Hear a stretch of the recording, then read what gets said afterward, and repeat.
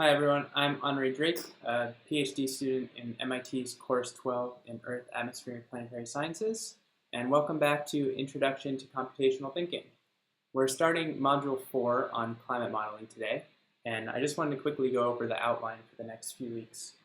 So the first week in lectures 20 and 21, we're going to go over sort of the basics of climate science, and we're going to do that by building a very simple climate model from scratch.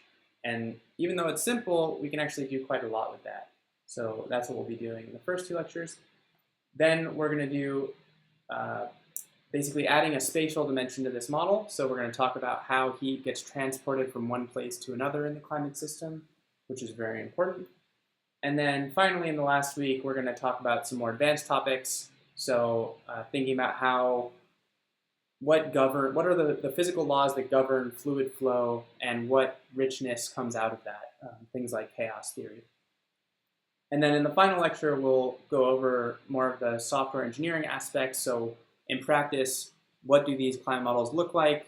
Who makes them? How do you run them on a supercomputer and things like that?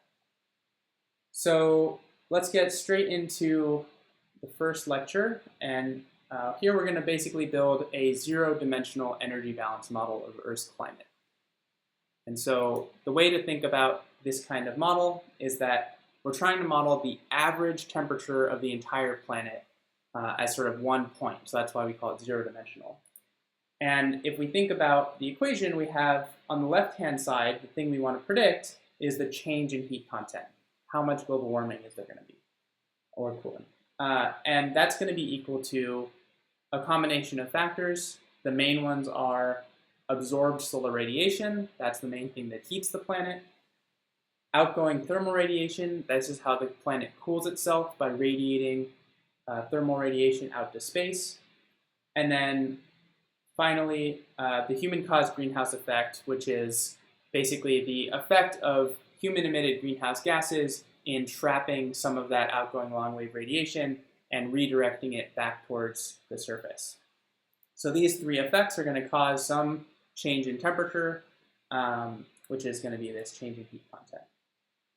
So what we want to do to build a climate model is basically, now that we know that these are the main processes, we have to find some mathematical form to write them in so that we can implement them as functions in our code and ultimately write some algorithm to solve for the change in temperature over time.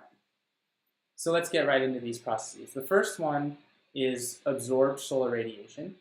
And so the way to think about this is you have a sun that's very far away, and its incoming rays of solar radiation are going to be pretty much parallel and intersect the Earth basically along this disk. And so since they're coming in parallel, you're just going to have sort of one half of the Earth facing the sun, but even that is only going to intersect it with this area pi r squared, as opposed to the surface area of the Earth, which is 4 pi r squared.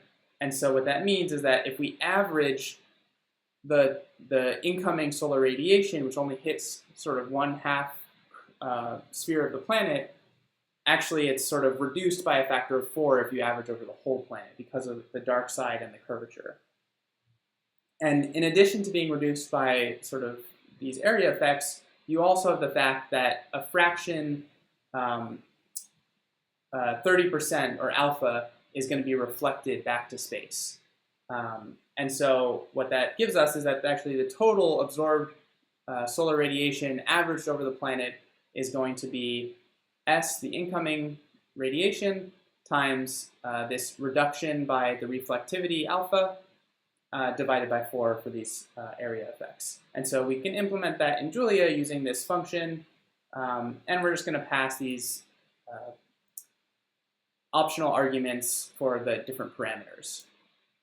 Great. So now let's do that for the other terms. So the second one is the outgoing thermal radiation.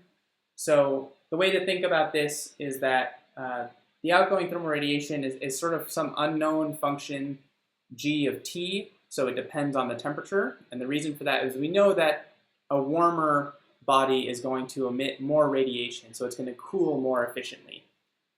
However, there's so many different processes like clouds and water vapor that complicate this that we're just going to approximate it very simply here. So the way that we're going to do that is we're going to take our g of t, and we're just going to do a Taylor series approximation to first order. So what I mean by that is we got this constant term where T naught is the pre-industrial temperature, so think about it as the temperature in 1850. And then we've got this first order effect, which is just the derivative evaluated at T naught times the change in temperature relative to pre-industrial. This is basically the warming that we want to predict. So we can rewrite this in terms of these two terms. One is just this constant term, which we're going to call A, and the other term is the one that's proportional to the temperature. So it's going to have a feedback, and that's what we're going to call B, the climate feedback parameter. And this is really the key parameter that tells you, for a given change in radiation, how much warming are you going to get? And so again, we implement that as this function, and here we give you sort of the best guess estimate of what the value of this feedback parameter is. And I'll just note that it's negative by convention because we talk about negative feedback as something that's stabilizing. So if you, for a positive change in temperature T, you're going to have minus B times a negative sign. So you're going to get a positive effect where the radiation increases, which is a more efficient cooling to space, and so that's going to actually stabilize the temperatures and decrease T. If B were positive, that would be a positive feedback, which is going to destabilize the planet and just keep leading to more and more warming. Great. So one thing that we can do is, since so far we've only talked about these two terms that are the most important, in the pre-industrial climate, we think that there wasn't really much change in temperature. The climate was pretty stable, and humans hadn't really emitted CO2 yet. And so there was no human-caused greenhouse effect, and the only thing happening was that radiation was absorbed from the sun and re-emitted as thermal blackbody radiation. And so if we just equate those two, we can actually solve for this parameter A, which is sort of our pre-industrial radiation. And so that's how we get that parameter. Great. So now we can look at the human effect. And so this is shown basically empirically from lab studies and theory to be a logarithmic function of CO2 concentrations, carbon dioxide. And the way that works is that if the CO2 is higher than some reference value, usually taken as the pre-industrial, which is 280 parts per million, then there's going to be a positive greenhouse effect, a warming effect on the planet. And it looks like this, so it's logarithmic. You can see that relative to the pre-industrial, which has no effect, today we have about 2 watts per meter squared of extra energy being trapped at the surface because of human activities. We'll see later on that this causes global warming, and that's sort of one of the key takeaways from today. So we've talked about sort of the 3 effects that cause a change in temperature, but we also need a model for that other part, the left-hand side, which is the change in heat content. And so the heat content of the system we can just write as CT, where C is a heat capacity and T is the temperature in Kelvin. And what we really care about is how this heat capacity changes in time, which is just dCT over T. So that's the rate of change of heat content. However, in practice, it turns out that we can think about this heat capacity as being constant. It's just sort of a given based on the volume and density of the ocean and the heat capacity of seawater.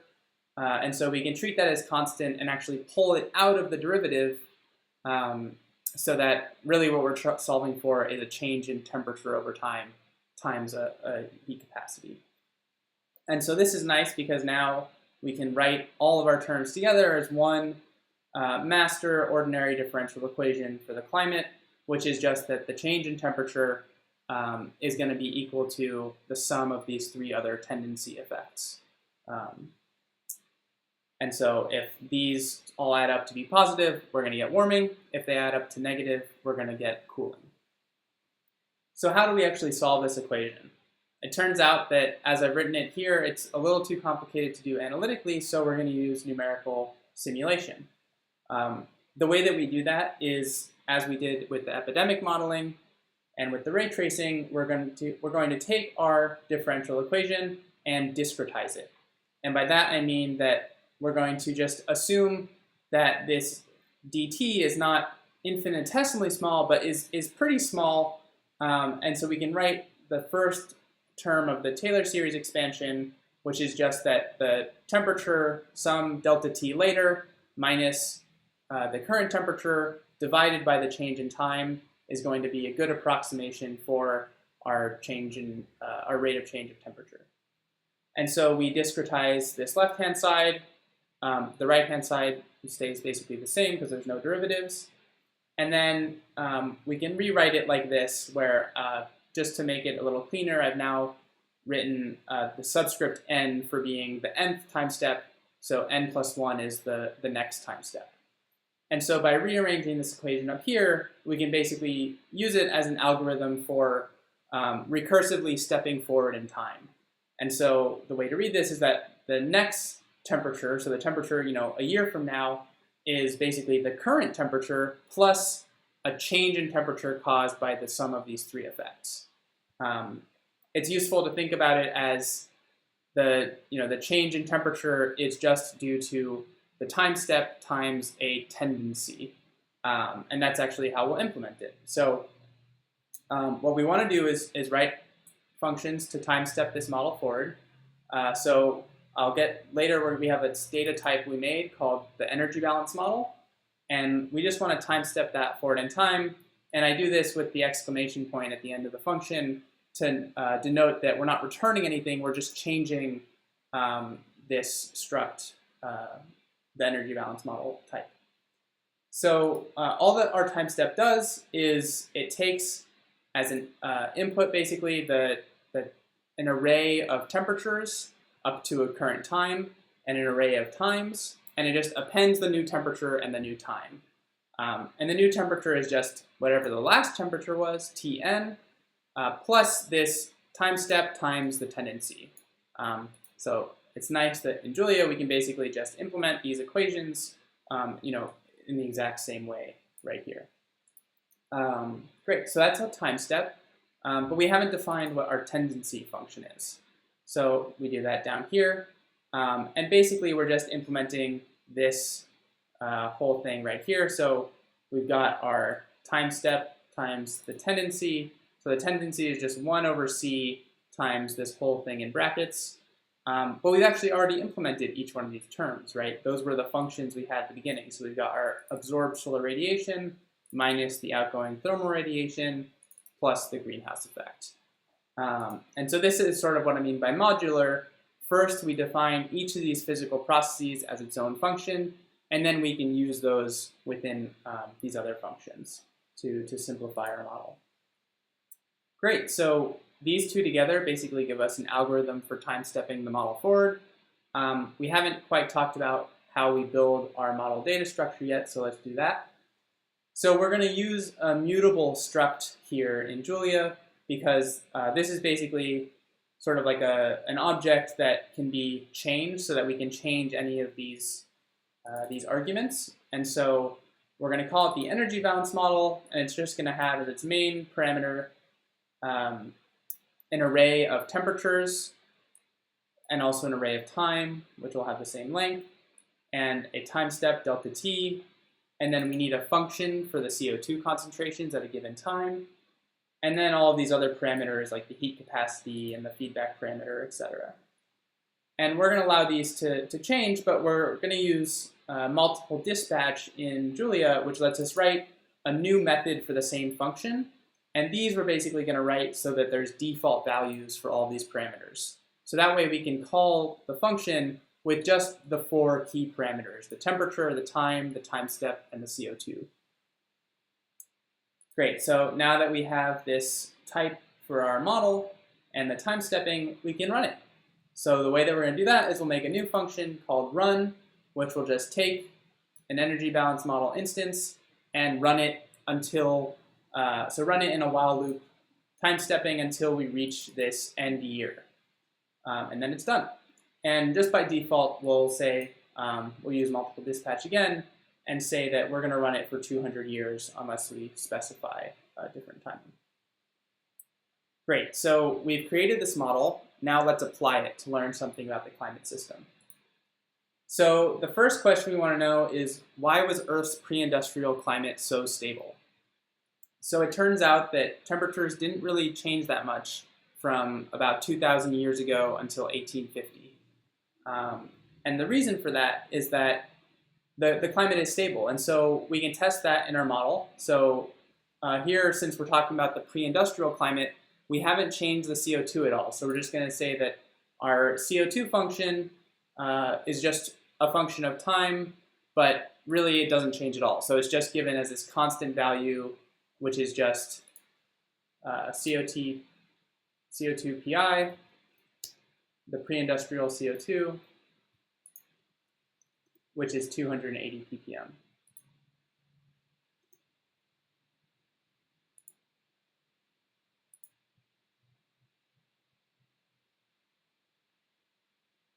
Great.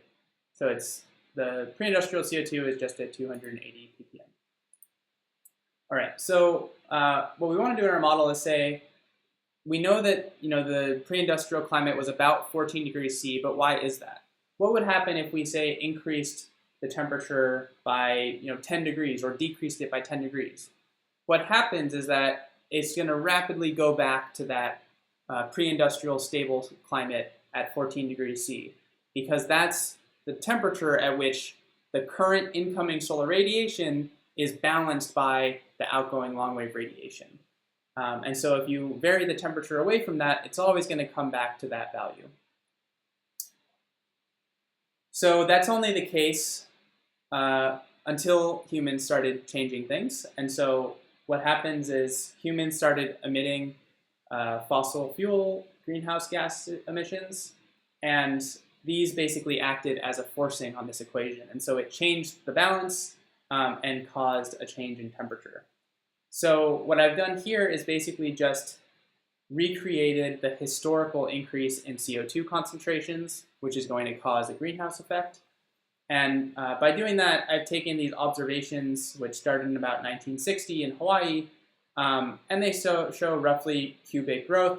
And so I just approximated that as this cubic function up here, which starts in 1850 and increases until from the pre-industrial value of 280 to get 420 parts per million in 2020, which is what we're at today.